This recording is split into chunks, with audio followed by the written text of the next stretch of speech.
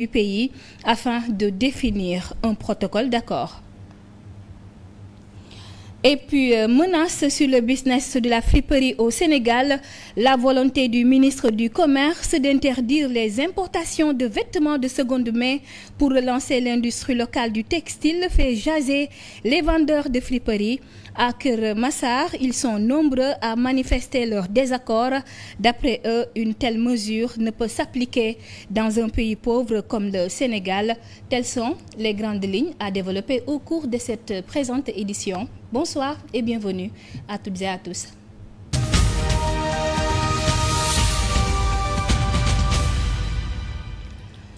La révocation de Barthélémy Diaz de la mairie de Dakar, on en reparle dans ce journal. L'affaire cristallise les débats sur la toile. Les réactions fusent de partout. Des leaders politiques ont manifesté leur soutien à l'édile de Dakar à travers des communiqués pour dénoncer ce qu'ils qualifient de forfaiture. Le petit commerce bat son plein de nouveau à Keur Massar. Cet engouement n'y était pas il y a quelques mois en raison des opérations de déguerpissement. Ici, la décision du ministre du Commerce et de l'Industrie sur l'interdiction de la friperie est déjà balayée d'un revers de main. Non, on n'est pas d'accord avec ça. Parce que nous, c'est le friperie qu'on a. Il y a des gens qui n'ont... Après son mandat de député sous cette 15e législature, Barthélémy Diaz s'est vu démis de ses fonctions de maire de Dakar. En pleine conférence de presse dans les locaux de la mairie, il a été envahi par les forces de défense et de sécurité sous prétexte qu'il n'est plus autorisé à y exercer. Une méthode vivement décriée que beaucoup qualifient de forfaiture. Pour Amadou Ba, leader du mouvement Nouvelle Responsabilité, c'est une atteinte à la volonté populaire. Selon lui, cet acte constitue une entrave à la volonté populaire et au fondement même de la démocratie locale, a affirmé l'opposant. Dans le même sillage, Abdoul Mbaye, ancien Premier ministre, critique la persistance de la méchanceté en politique sous le nouveau régime. Cependant, les collègues de Barthélémy Diaz estiment que ce dernier a été injustement destitué de son poste de maire. Ainsi, il se prépare à agir. Une motion de soutien à Barthélémy Diaz sera déposée, font-ils savoir. Le conseil du maire de Dakar précise que le dit recours est suspensif. Les avocats ont dès lors 10 jours pour déposer le recours en question.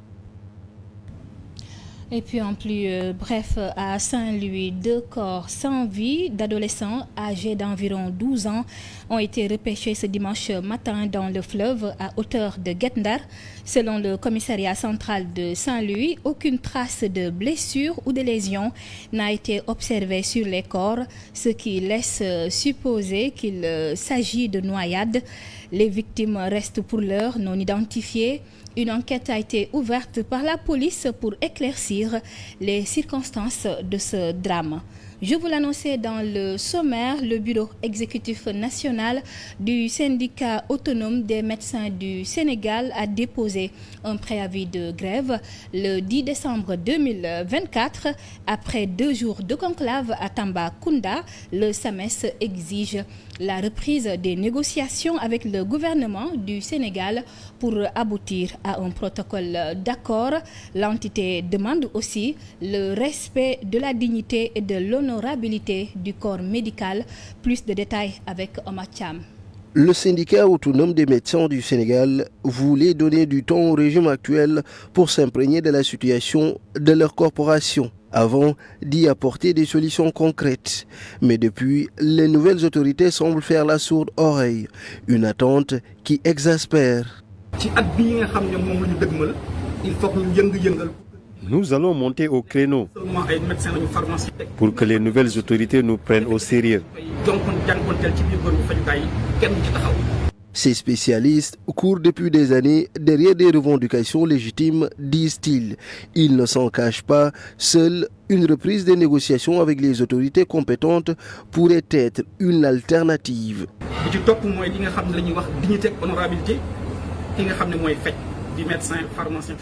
Au-delà des négociations, notre dignité humaine doit être restituée. Nous devons avoir de même certains privilèges, sans oublier un plan de carrière digne de ce nom.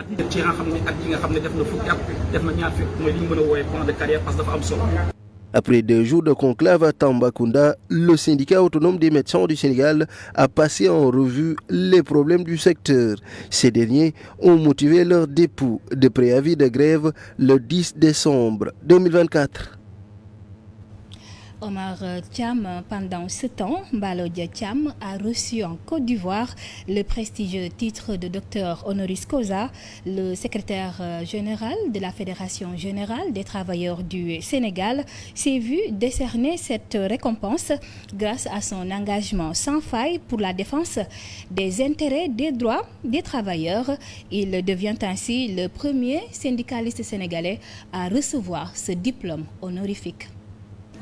Le titre de docteur honoris causa est un titre honorifique, pour ne pas dire hautement honorifique, qui a été rarement décerné donc, aux personnalités. Mbalodia Thiam, aujourd'hui, a été le premier syndicaliste à porter donc, ce titre de docteur honoris causa par l'université ivoirienne, pour ne pas dire étrangère, par le GAEC aussi, qui est un groupe donc de recherche aussi qui travaille dans la communication. Et nous pensons que ne serait-ce que pour cela, c'est l'Afrique aussi qui a été célébrée, le Sénégal qui a été honoré et tous nos camarades aussi. Et donc en tant que syndicaliste, je rends grâce à Dieu pour avoir porté ce titre-là de docteur honoris causa qui consacre le meilleur leader syndical africain contemporain. Donc vous voyez ce que ça signifie. Et ils nous ont dit aussi que ce choix a fait aussi l'unanimité au niveau de ceux qui travaillent sur le dossier. Donc pour cela aussi, merci au GAEC, merci aussi à la Côte d'Ivoire qui a abrité cette cérémonie. Et aussi on a eu droit aussi à tous les honneurs. Voici un autre titre que j'ai évoqué en début d'édition. Au marché de Keur Massar, clients et vendeurs s'opposent à l'interdiction des importations de friperies au Sénégal. Une annonce du ministre du Commerce. Ils sont convaincus qu'une telle mesure ne peut être appliquée au Sénégal, ce à cause de la précarité qui affecte la plupart des ménages. Le petit commerce bat son plein de nouveau à Keur Massar. Cet engouement n'y était pas il y a quelques mois en raison des opérations de déguerpissement. Ici, la décision du ministre du Commerce et de l'Industrie sur l'interdiction de la friperie est déjà balayée d'un revers de main. Non, on n'est pas d'accord avec ça. Parce que nous, c'est le friperie qu'on a. Il y a des gens qui n'ont pas les moyens de payer les habits neufs. Il y a des gens qui peuvent payer, il y a des gens qui ne peuvent pas payer. Cet avis de la vendeuse de friperie est partagé par cette cliente. Je pense que cette décision n'est pas tout à fait une décision sage du moment où la majeure partie des Sénégalais n'a pas les moyens de s'acheter des habits chers. Donc je pense que la friperie fera l'affaire quand même, avait fait l'affaire depuis longtemps, fait l'affaire pour la couche sociale du pays. Par contre, ce vendeur de prêt-à-porter pense le contraire. Ça nous arrange parce que le friperie, ça dérange, ça dérange. Les vendeurs de friperie invitent le ministre à renforcer leurs activités. Avant de prendre cette décision, il faut concerter les acteurs. C'est ça. Ou bien tu trouves une solution, tu mets un cadre. Après, si ce cadre se marche, tu dois interdire. Mais tu ne crées rien, après tu ne proposes rien, tu lèves un bon jour, tu dis j'ai interdit. Ça ne se fait pas. Il amène 900 et quelques conteneurs ici au Sénégal. Chaque conteneur paye sur le port d'éloignement 6 millions de francs. Paye la mairie sur le stationnement pour décharger le conteneur 40 000 francs. Il y a plus de 200 et quelques magasins au Colobane. Tous les magasins payent le patente. Même l'équipe qui est chargée de décharger le conteneur, on les paye chaque conteneur 100 000 francs. La friperie fait l'affaire de bien des personnes. Toutes les bourses peuvent en avoir sur le marché. Après Keur Massar, direction Ziguinchor, les commerçants établis dans le sud du pays réclament le parachèvement des travaux de réhabilitation du marché Mariama Diédhiou, un lieu de négoce en chantier depuis maintenant 7 mois. Ils interpellent en ce sens les autorités municipales de la ville de Ziguinchor. C'est un reportage signé Sambou Dieng Sakho. Le marché Mariama Diédhiou, autrefois un centre animé de commerce à Ziguinchor, a vu son dynamisme freiné par des dégradations, notamment des toitures endommagées. Face à cette situation, l'ancien maire Ousmane Sonko avait lancé un projet de réhabilitation donnant de l'espoir aux commerçants. Le maire Ousmane Sonko, lorsqu'il est nouvellement élu, il a convoqué tous les 5 marchés de Ziguinchor. Chaque président de marché a donné ses doléances. Moi, j'ai présenté les doléances du marché Grand Dakar. Il nous a donné le faveur de dire que le marché Grand Dakar sera réhabilité parce que s'il pleuvait, tu ne pouvais pas entrer à l'intérieur parce que tu vois qu'il pleut sur les mémans. Toutes les toitures étaient gâtées. Donc, cause pour laquelle il avait dit qu'il va réhabiliter le marché. Suite à la démission d'Ousmane Sonko et l'arrivée de Djibril Sonko à la tête de la commune, l'avenir du projet semble être dans l'impasse. Jusqu'à présent, nous, on n'a rien de clair là-bas parce que quand tu demandes à la mairie, ils ont dit que c'est entre la mairie et l'entrepreneur. Donc on ne sait pas où se trouve le problème. Jusqu'à présent, rien. Même actuellement, tous les travaux sont arrêtés. On ne sait pas ce qui se passe, quoi. Le chantier de réhabilitation, initialement prévu pour une durée de 3 mois, est à l'arrêt depuis plusieurs mois. Parce que au début, on nous a donné un délai de 3 mois. Maintenant, nous sommes presque 7 mois. Donc vraiment, ils n'ont qu'à nous aider à réhabiliter le marché pour que tout va bien, quoi. Déplacés dans des zones moins adaptées, ils font face à des problèmes de sécurité, notamment des vols fréquents. Donc ça nous pose beaucoup de conséquences parce qu'on est toujours victime, surtout les mamans qui sont là-bas derrière. On les a casés derrière là-bas, ils sont toujours victimes des problèmes de vol. Donc vraiment c'est un peu compliqué, quoi. En attendant la finalisation des travaux, les commerçants du marché Mariama Diédhiou continuent de subir les conséquences de cette réhabilitation inachevée. Ils lancent un appel à la mairie pour honorer les engagements pris afin que ce marché retrouve enfin son rôle central dans la vie économique de la région. Et toujours dans l'actualité de ce 20h, le mouvement Ça suffit Doïna hausse le ton. Cette organisation qui regroupe les 4 communes de l'arrondissement de Mabo et la commune de Thiaré réclame l'érection d'une brigade de gendarmerie, l'aménagement d'une caserne de sapeurs-pompiers et d'un centre de santé. Le collectif dénonce également la gestion des ouvrages hydrauliques de la zone par l'entreprise Flexo, suivant leur réaction. Territorial.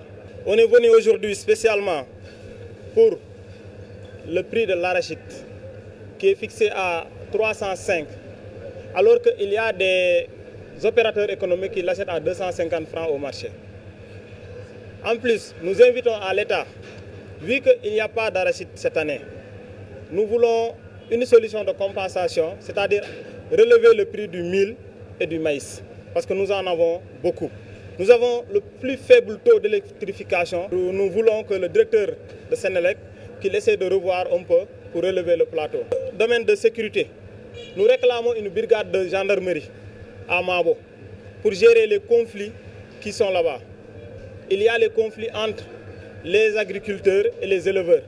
Il y a le vol de bétail et il y a des braquages de nuit. Nous réclamons le caserne de sapeurs-pompiers pour lutter contre les feux de brousse. Il n'y a pas un seul poste de santé qui est digne de son nom, qui répond aux normes de l'OMS dans le département de Birkila. Donc nous voulons un centre de santé à Mabo.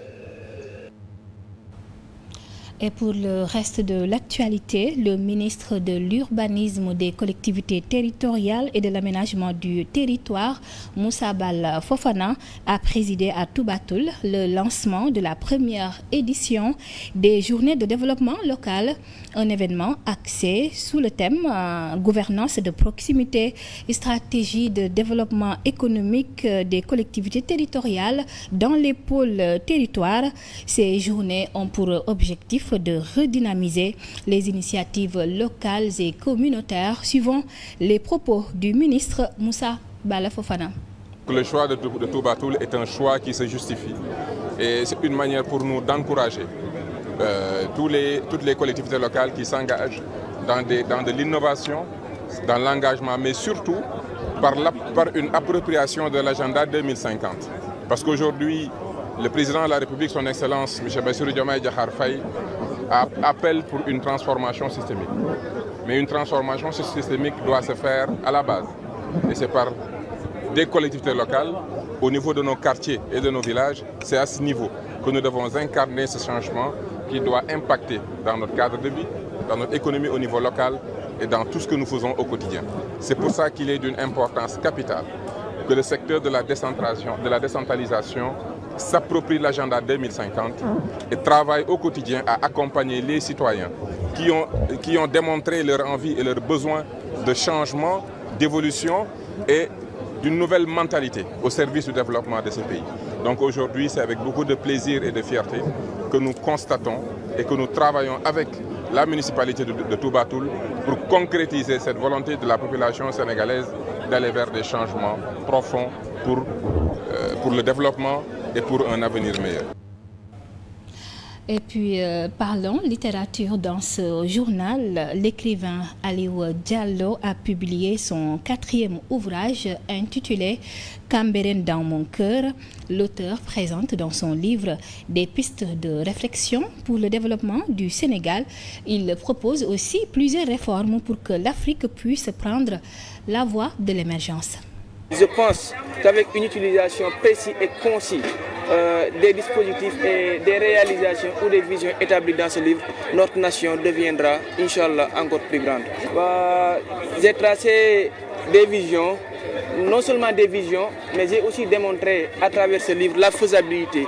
Comment nous allons faire pour réaliser le projet ou la vision de l'établissement de cette université sur mer, sur des plateformes modulaires.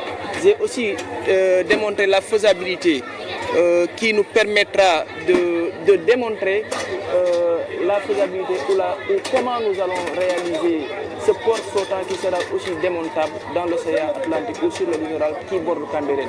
Les différents acteurs qui vont nous accompagner, comment on va le faire en quelque sorte. J'ai aussi parlé de Tali Diagambaye, de ce tali-là, de cette route-là qui est tout juste là, derrière moi. Sa reconversion en un sens unique, vu que sa largeur n'est pas aussi grande que ça. Et nous les utilisons en deux sens. Du coup, c'est très compliqué et ça provoque des accidents et des risques énormes pour la population cambérénoise. Et sur l'international en plus bref, les pourparlers prévus ce dimanche entre les dirigeants du Rwanda et ceux de la République démocratique du Congo pour mettre fin au conflit dans l'est de la RDC ont été annulés, a annoncé la présidence angolaise.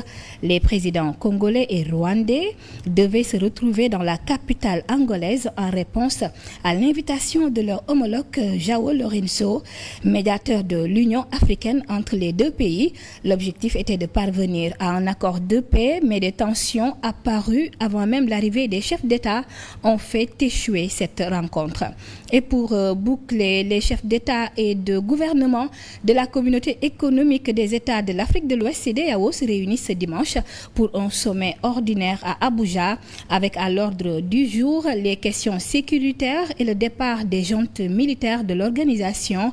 Mais 2 jours seulement avant le sommet, les régimes militaires du Burkina Faso, du Mali et du Niger ont réaffirmé leur décision irréversible de quitter la CEDEAO, affirmant que cette organisation ouest-africaine est instrumentalisée par la France.